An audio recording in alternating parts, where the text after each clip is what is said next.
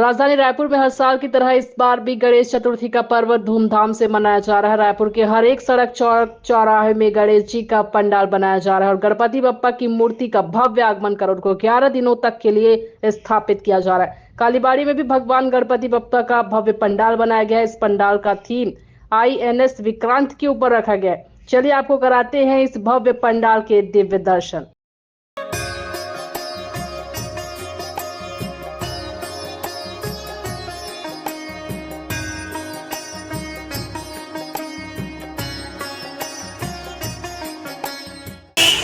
नमस्कार, स्वागत है आपका न्यूज प्लस 21 में। आप सभी को गणेश चतुर्थी की हार्दिक बधाई।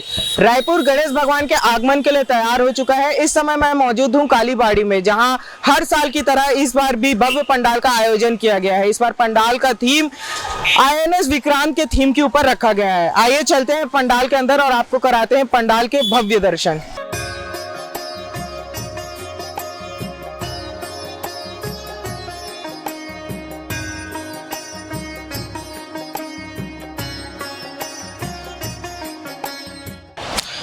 तो अभी हम आ गए हैं पंडाल के ऊपर। आप देख सकते हैं INS विक्रांत के थीम पर इस पंडाल को सजाया जा रहा है। इससे पिछली बार चंद्रयान के थीम पर इस पंडाल को सजाया गया था और इस बार INS विक्रांत के थीम पर इस पंडाल को सजाया जा रहा है। यहाँ पास हमारे साथ कुछ कारीगर भी मौजूद हैं। आइए उनसे बात करते हैं और जानते हैं कब से इस पंडाल की तैयारियां की जा रही है और क्या क्या सज्जा की गई है इस पे।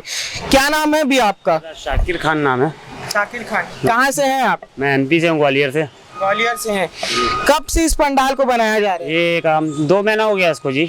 2 महीना हो गया। 26 कारीगर आए बंगाल से अपने, बोले समिति कृपा से बनना, अपना जय बोले ग्रुप की तरफ से, समिति की तरफ से बन रहा है। 2 महीने के लगभग हो गए।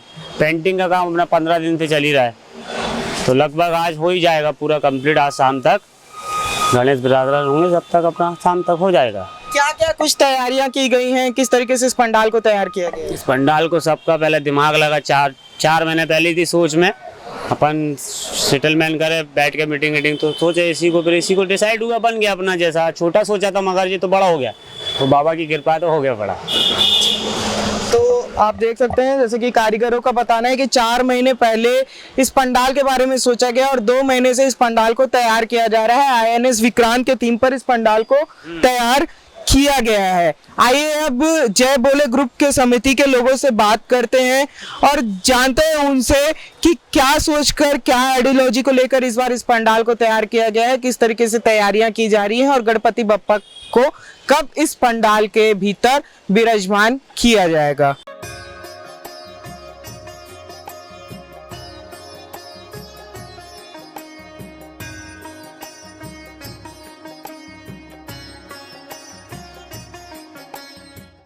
तो अभी मैं आ गया हूँ पंडाल के अंदर। आप पीछे देख सकते हैं स्टेज है, यहीं पास गणपति बप्पा को विराजमान किया जाएगा। अभी कुछ देर में गणपति बप्पा को इधर लाया जाएगा, जिसके बाद उनकी स्थापना की जाएगी। पंडाल को अंदर से भी भव्य रूप से सजाया गया है। ऊपर की ओर कांच लगाए गए हैं, आकर्षित रूप से सजाया गया है। हमारे साथ जय बोले समिति के उपाध्यक्ष भी मौजूद हैं। आइए बात करते हैं। सबसे पहले भी अपना नाम बताइए। मेरा नाम रणवीर सिंह गौतम है जी।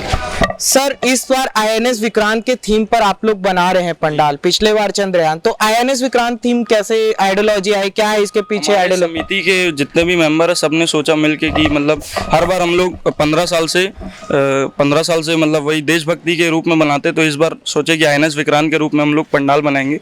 तो 1.5 महीने से मतलब हमारे पंडाल का बनना चालू है। हाँ भाई, और बंगाल से 75 कारीगर आए हमारे पंडाल को बनाने के लिए।